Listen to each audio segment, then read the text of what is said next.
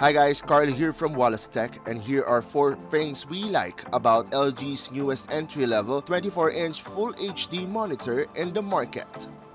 Number 1, it's easy to assemble.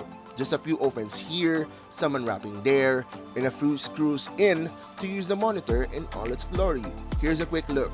Thin sides, even thinner bezels, and a basic array of ports that you can use at the back. Speaking of that, that's our number 2. You're given an option to use a VGA or HDMI cable to connect the monitor to your PC. You're getting it as straightforward as it is.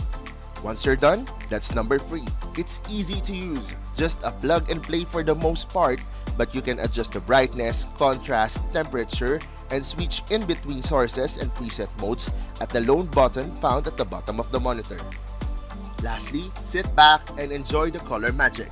Despite being an entry-level monitor, this 24-inch IPS display from LG features good contrast and brightness and a near-accurate level of color you don't normally see on monitors in this price range. The 75Hz refresh rate is also a treat if you're down to play games at the end of the day.